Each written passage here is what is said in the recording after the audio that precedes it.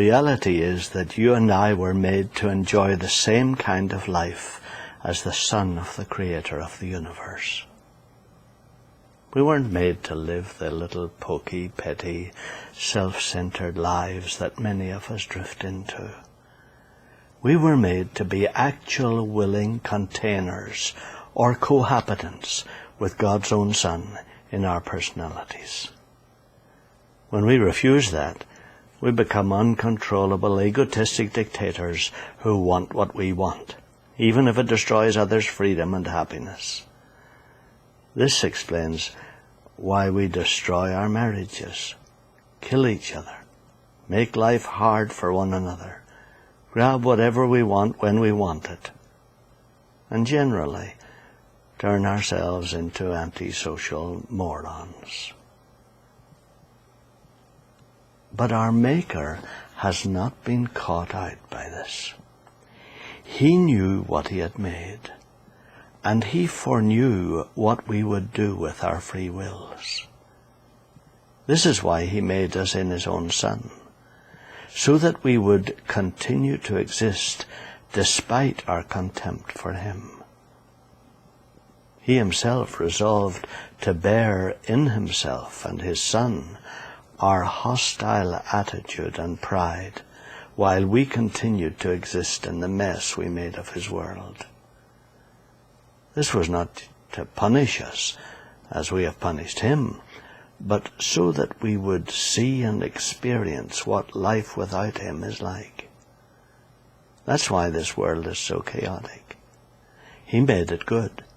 We made it bad, with our selfishness and ill treatment of the world itself.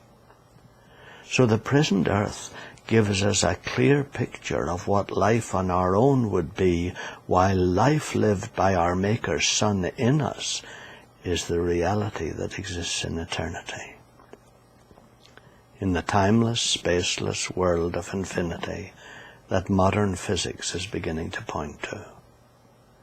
That is reality. And we move into it the moment we believe it and act accordingly. In other words, unreality is the present life of the world that is governed by human irresponsibility and selfish will. It is life without God.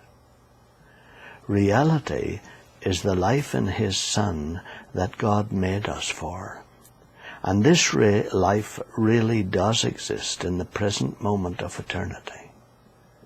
The only way to bring eternity into time is to believe the fact that it is reality and let it exist in us.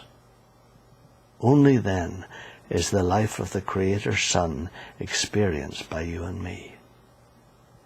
The life we live now is like the shadow or cinder life that appeared a second after the nuclear explosion in Hiroshima. It can be shattered by touching it.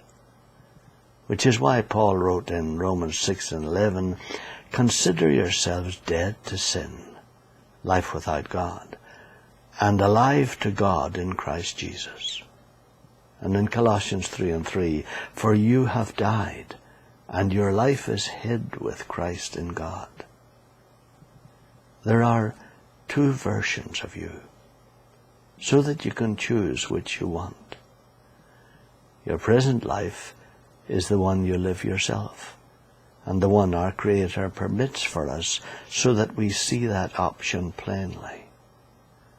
But the real one exists now in eternity, and is experienced the moment you really embrace it in our Maker's Son. How do you embrace it? Let's talk about this next time.